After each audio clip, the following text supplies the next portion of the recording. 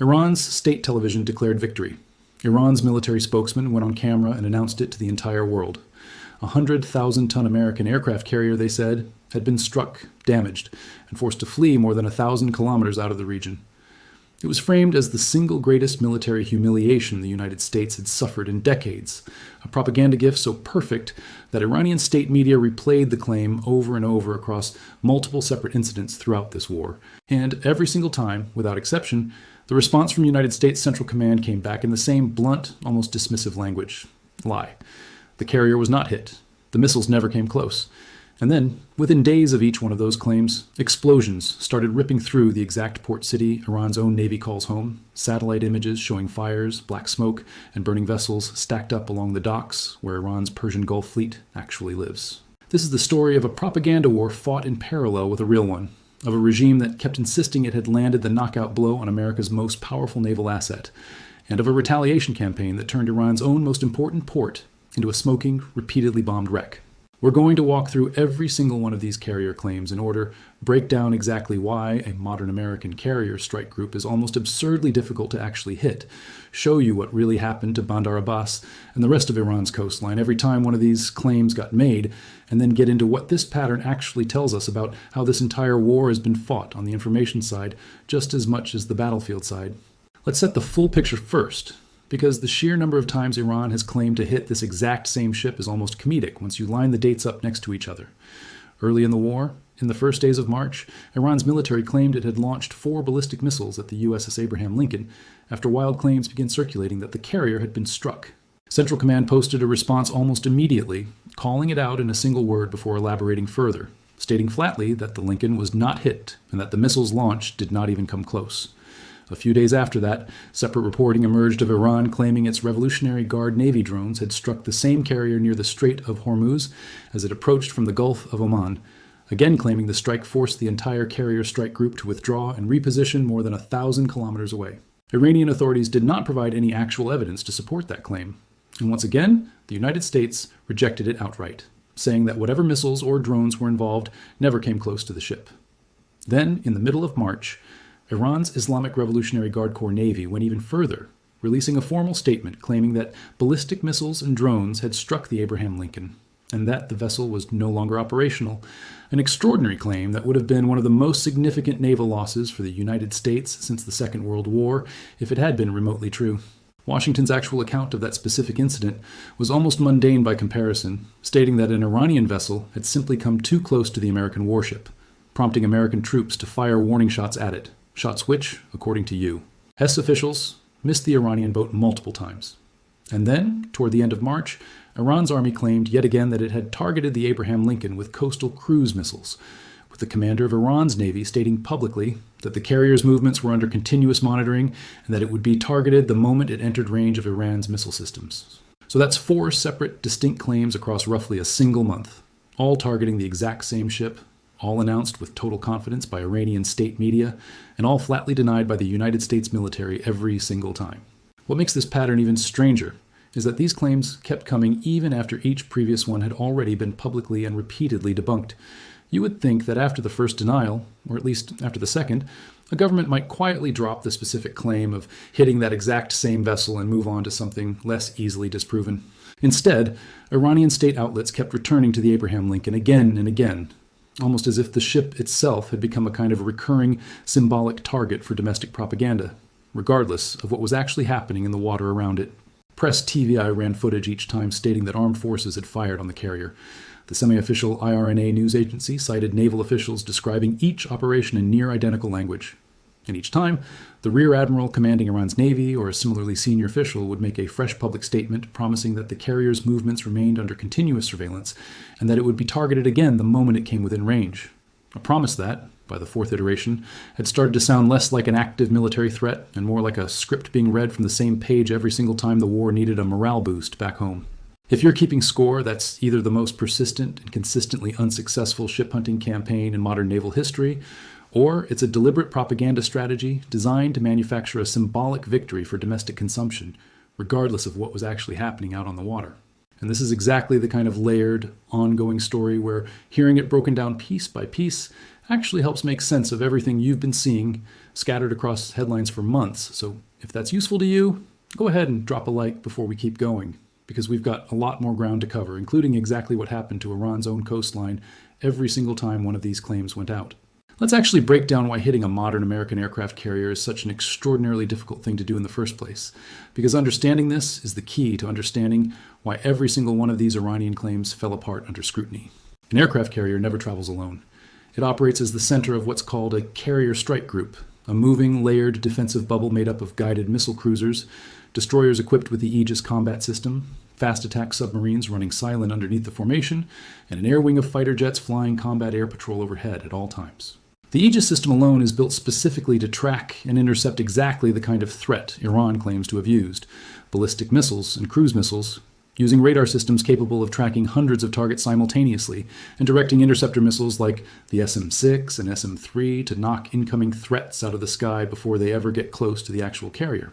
On top of that outer layer of defense, the carrier itself sits behind additional close-in weapon systems designed as an absolute last line of defense, essentially rapid-fire cannons capable of shredding any missile that somehow makes it through every other layer of protection. Add to that the simple fact that a carrier strike group rarely operates in a fixed, predictable location for long, constantly adjusting position based on flight operations, weather, and threat assessments, which means any adversary trying to target it needs real-time, continuously updated tracking data, rather than a single snapshot of where the ship happened to be hours or days earlier.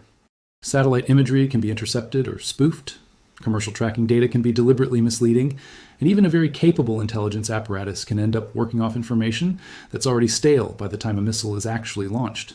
That targeting problem alone is often the single biggest obstacle standing between any adversary and a successful strike on a moving warship, well before you even get to the question of whether the missile itself can survive the layered defensive net waiting for it.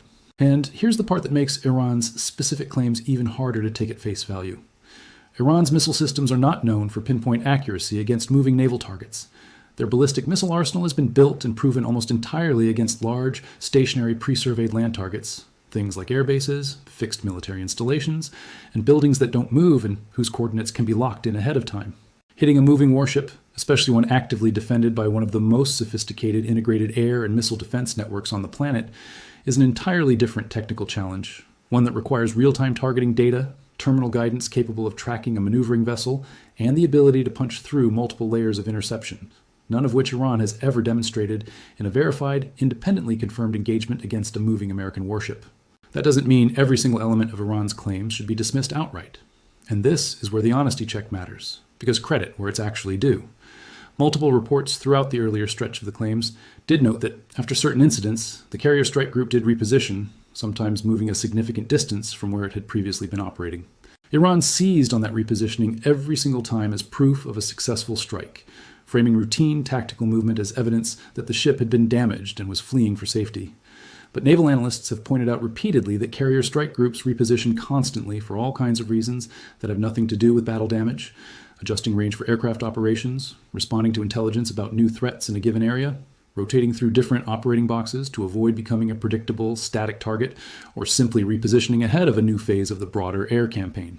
A ship moving is not the same as a ship fleeing, and treating those two things as identical is exactly the kind of framing that turns an ordinary planned naval maneuver into a manufactured propaganda victory. It's also worth being fair to the other side of this coin.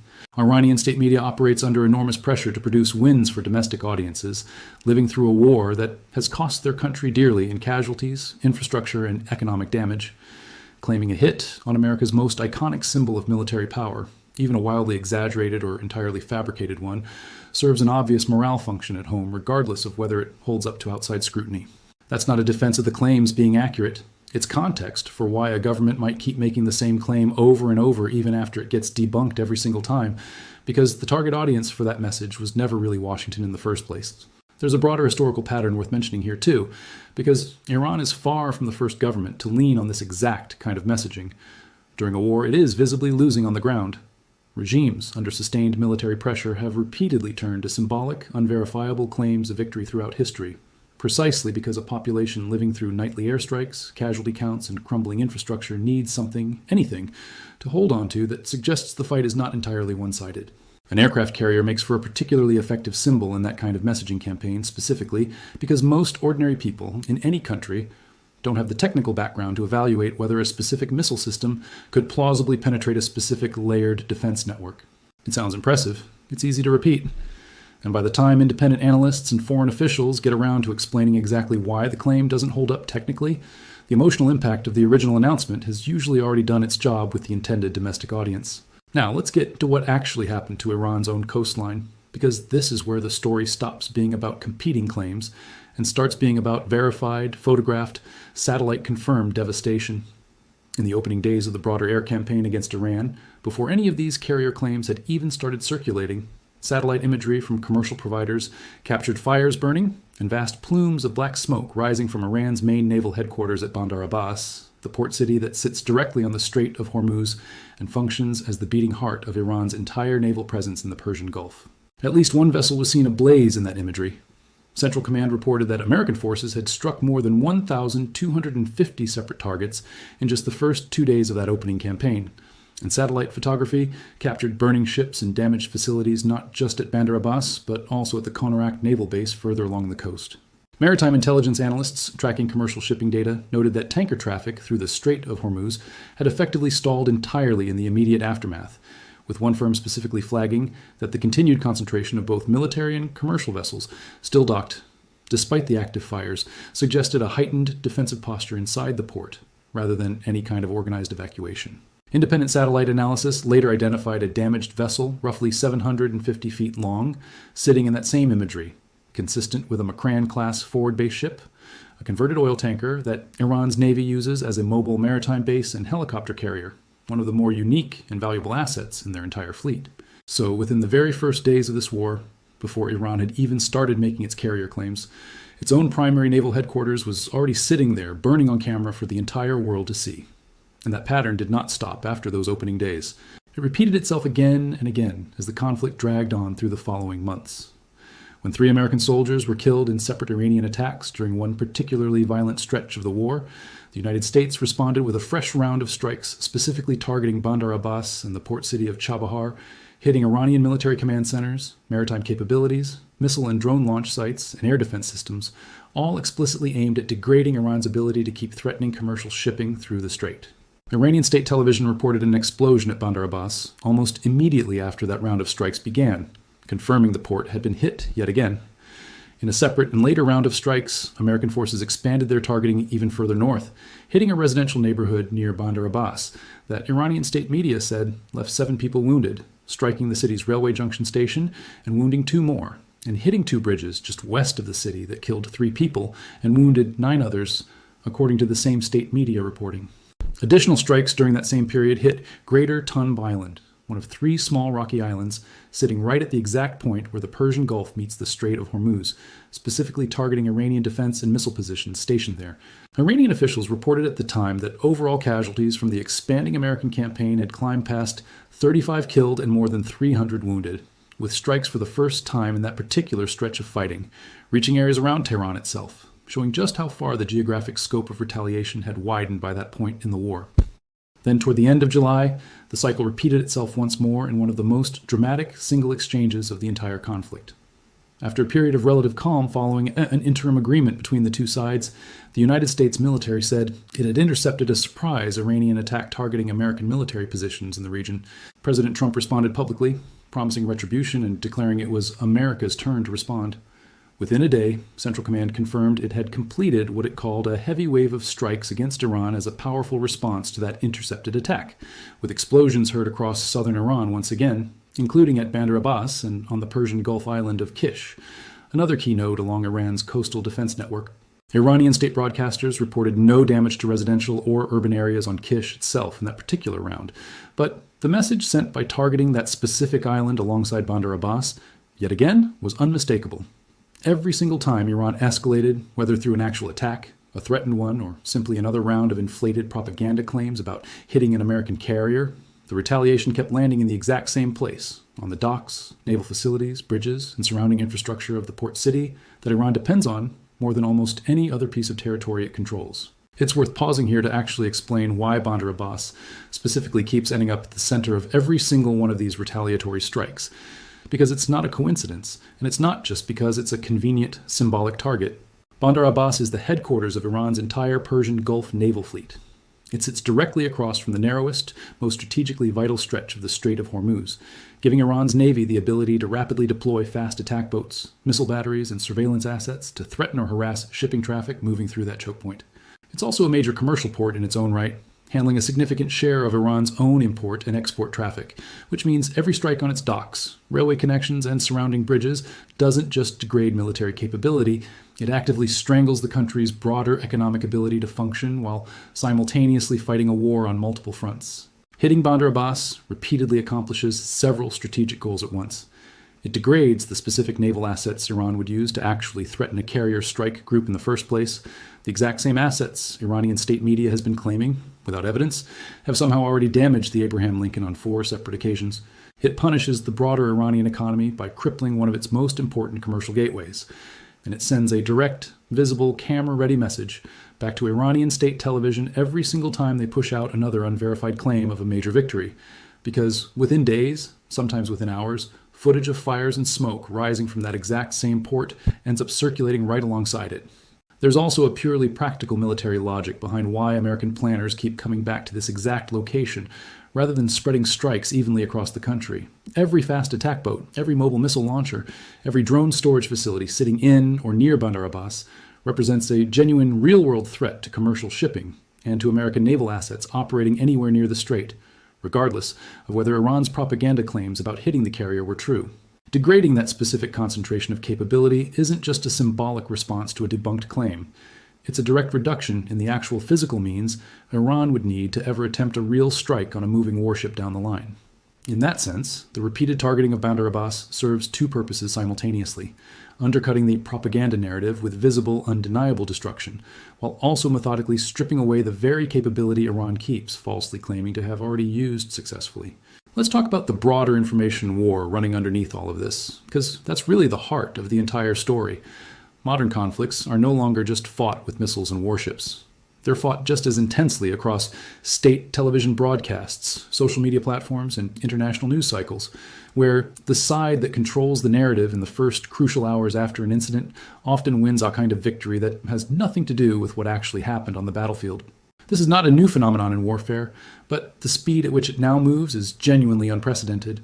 A claim posted to state television or a semi-official news agency can circulate to millions of people within minutes, get picked up and amplified by sympathetic outlets and social media accounts around the world, and shape public perception of an entire conflict long before any government, fact-checking organization, or independent analyst has had the chance to verify a single detail.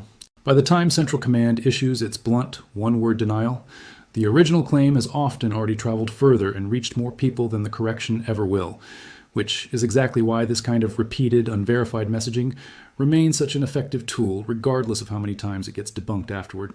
Iran's repeated claims about striking the Abraham Lincoln follow a very specific and recognizable playbook that authoritarian states under military pressure have used throughout history: announce a dramatic, unverifiable victory quickly, let it dominate domestic headlines and social media before any outside fact-checking can catch up, and then simply move on to the next claim once the previous one gets debunked, counting on the fact that a correction rarely travels as far or as fast as the original dramatic announcement did.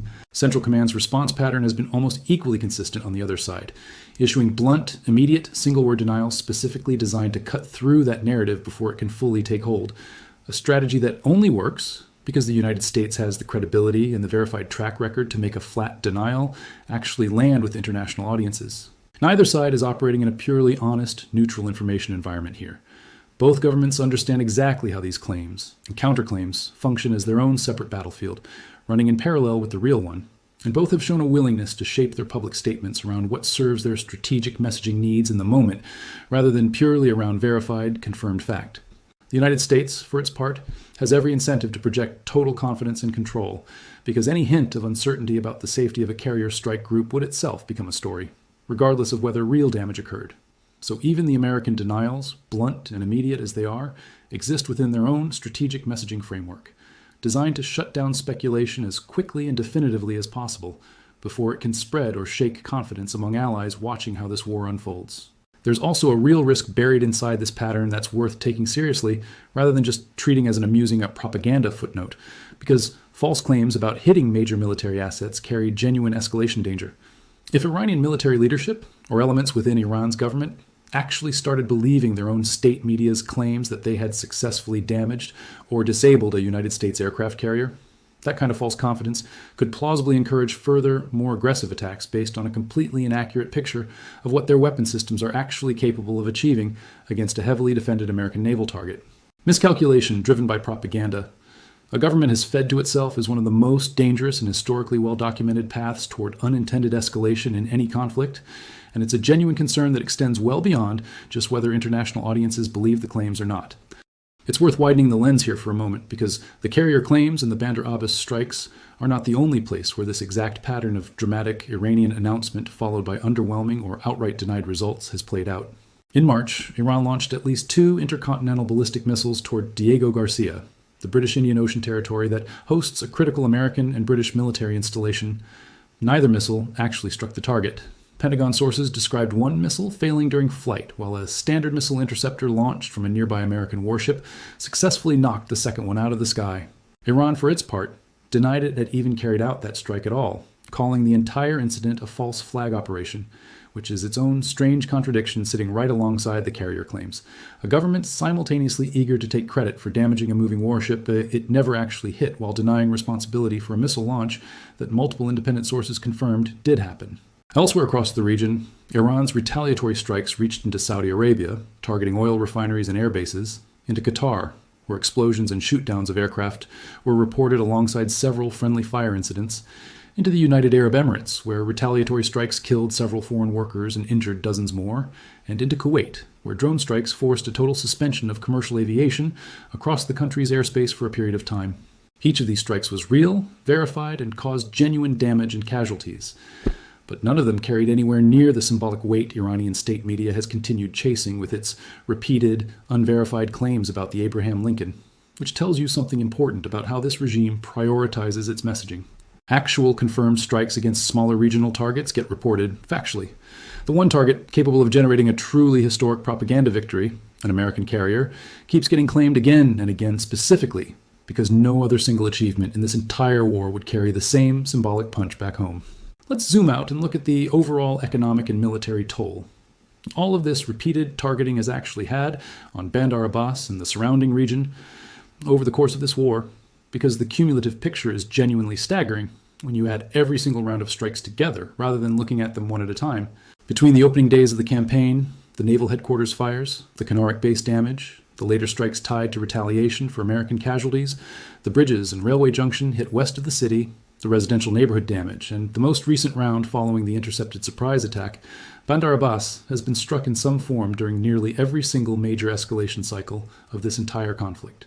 That kind of sustained, repeated targeting doesn't just damage individual buildings or vessels, it fundamentally degrades the port's ability to function as a reliable logistics and naval hub over time, forcing repairs, rerouting, and constant defensive posturing that pulls resources away from anywhere else Iran might otherwise want to deploy them. Commercial shipping through the broader Strait of Hormuz has repeatedly stalled during these periods of intense exchange, rippling out into global energy markets and insurance rates for any vessel still willing to attempt the transit. And every single time, Iran responds to that pressure with another unverified claim about striking the Abraham Lincoln instead of directly addressing the visible, photographed damage sitting at its own primary naval headquarters. It reinforces the exact dynamic driving this entire cycle. A regime choosing to fight the narrative war, even as it continues losing ground in the physical one, playing out along its own coastline. So where does that leave the actual strategic picture right now? The pattern that's emerged over these past several months is about as clear and consistent as anything in this entire war. Iran makes a dramatic, camera-ready claim about damaging or disabling a major American military asset. The United States denies it immediately and unambiguously. And within a remarkably short window afterward, verified strikes land on Iranian coastal infrastructure, most often centered directly on Bandar Abbas, regardless of whether that specific round of retaliation was even framed publicly as a direct response to the claim itself or to some entirely separate provocation. Whether that timing is coincidental, whether it reflects a deliberate American strategy of always answering propaganda with visible, undeniable destruction, or whether it simply reflects the reality that Bandar Abbas is Iran's single most valuable and most exposed coastal target, regardless of what triggered any individual round of strikes, is genuinely something reasonable people watching this conflict can disagree on. What's much harder to dispute is the actual physical record sitting in the satellite imagery, the state media footage, and the independently verified reporting piling up across this entire war. Iran has claimed victory over the same American aircraft carrier on at least 4 separate occasions. The United States Navy has never lost that ship, and Central Command has denied every single one of those claims without hesitation. Meanwhile, Iran's own most important naval headquarters has been struck, burned, and struck again more times than almost any other single location in this entire conflict, turning one of the country's most strategically vital ports into a recurring symbol of exactly how far this war has actually tilted, no matter what Iranian state television keeps telling its own people happened out on the water. What do you actually think is going on here? Do you think Iran genuinely believes its own repeated claims about hitting that carrier? Or is this purely a calculated propaganda strategy aimed entirely at domestic morale, regardless of what the actual outcome on the water looked like? Let us know what you think in the comments below, because the range of opinions on how much of this information war is deliberate versus how much is just wishful thinking from a government under enormous pressure has been genuinely split among people following this conflict closely. If this breakdown helped connect the dots between all these scattered claims and counterclaims you've probably seen floating around for months now, go ahead and hit that like button, because untangling propaganda from verified fact is exactly the kind of work that deserves to reach more people trying to actually understand this war, instead of just reacting to whichever headline crosses their feed first. Share this with anyone who's been confused by all the conflicting claims coming out of this conflict, because very few places are actually laying out the full timeline of these carrier claims against the verified reality of what's been happening on Iran's own coastline side by side like this. And make sure you're subscribed, because given how consistently this exact cycle keeps repeating itself, claim, denial, retaliation, there's a very strong chance we'll be right back here walking through the next round sooner rather than later. This war has shown time and again that the gap between what gets announced on state television and what actually happens on the water or on the ground can be enormous. And the only real way to stay ahead of that gap is to keep tracking the verified record rather than the headline of the moment. Thanks for sticking with this one all the way through, and we'll see you in the next breakdown.